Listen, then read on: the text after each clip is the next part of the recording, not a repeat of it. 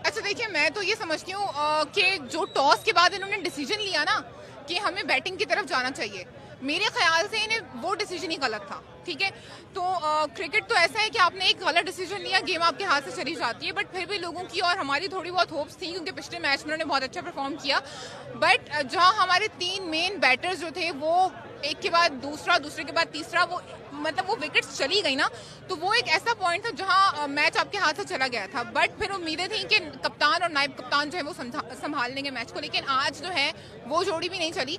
तो देखिए, bowling line तो हमारी पहली फ्लॉप है, उसमें तो हमें बहुत ज्यादा मेहनत करने की जरूरत है। आज बैटर्स ने भी जो है वो नाउम्मीद किया है, तो ये टीम जो है ना वो आई डोंट थिंक सो कि चैंपियंस ट्रॉफी में इतनी बड़ी टीम्स को फेस करेगी। देखिए, कैप्टनसी जब आती है ना तो आपकी परफॉर्मेंस पर इफेक्ट होता है, ये बहुत इंपॉर्टेंट होता है कि आप कैप्टनसी के साथ अपनी परफॉर्मेंस को भी लेकर चलें। तो रिजवान के साथ भी व्हाट आई थिंक कि वही चीज़ हो रही है कि इनकी परफॉर्मेंस जो है ना वो ऐसा ऐसा दबती जा रही है। तो इम्पॉर्टेंट इनके लिए यही है कि कैप्टनसी के साथ अपनी परफॉर्मेंस पर भी ध्यान दें। ऐसा ना हो कि ये वही जो हम पहले साबिक कप्तानों के साथ देख चुके हैं कि कैप्टनसी आने के बाद उनकी परफॉर्मेंस खत्म हो जाती है और फिर वो जो है वो ट्रोल होते हैं। कोई उम्मीद नहीं है टू बी वेरी ऑनेस्ट, इस स्क्वाड के साथ मुझे कोई उम्मीद नहीं है।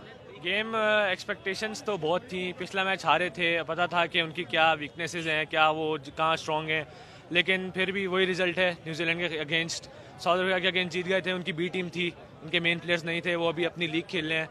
लेकिन मैं समझता हूँ कि काफ़ी चीज़ों में इनको इम्प्रूव करने की ज़रूरत है। जैसे बाबर आजम का नंबर 1 डाउन है, उनको ओपनर भेजते हैं, और जैसे ऑलराउंडर्स हैं हमारे बिल्कुल परफॉर्म नहीं कर रहे, तो एक मेन बॉलर और चाहिए हमें।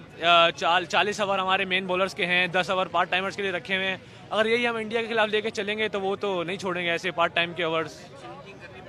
चेंजिंग काफ़ी ज़रूरत है। जैसे अब तो खैर आईसीसी को चैंपियंस ट्रॉफी का स्क्वाड हम चेंज तो कर नहीं सकते क्योंकि डेडलाइन ओवर हो गई है, तो बस अब यही लेके चलना पड़ेगा। अब उस्मान खान को अब उन्होंने स्क्वाड में डाल लिया है तो अब प्लेइंग 11 में भी डालें, क्यों डर रहे हैं फिर?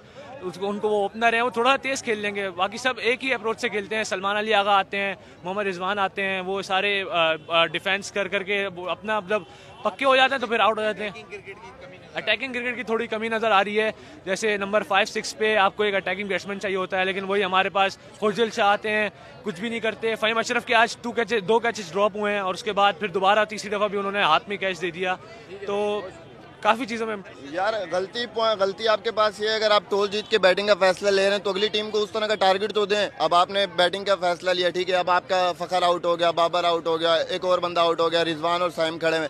अब चले इतना टुक टुक समझ में आती है जी, पार्टनरशिप बन रही है, लेकिन 40 ओवर तक वही टुक टुक टुक टुक। उसके बाद रिजवान आउट होते हैं, साइम रिवर्स, उस पर क्या नाम है उनका, सलमान आगा रिवर्स पे आउट हो जाते हैं, फिर लाइन से सारे आउट हो जाते हैं। 3 बॉले पहले ही टीम आउट हो जाती है। चलें समझ में आ गया, 245 का टारगेट ठीक था।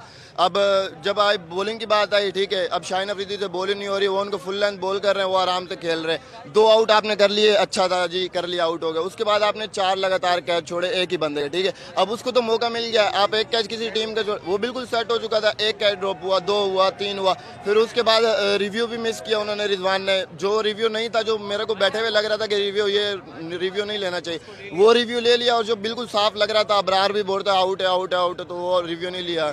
तो बस यही, अगर, और दूसरी बात गलत डिसीजन की वजह से, और दूसरी बात ये, अगर यही टीम आप चैंपियन ट्रॉफी में लेके जाएंगे तो वहाँ पे भी हम डिसअपॉइंट होंगे। टीम को चेंज करना चाहिए। बाबर नोट, मैं खुद बाबर का बहुत बड़ा फैन हूँ, ठीक है, मैं बाबर के खिलाफ कुछ सुन नहीं सकता। बाबर को आप लाएं तीसरे पे, ठीक है, शुरू करें अब्दुल्ला शफीक और फ़खर जमान, और बीच में 2 बंदे ऐसे हैं जो निकाल देने चाहिए। ना मेरी उनसे कोई दुश्मनी है ना कुछ।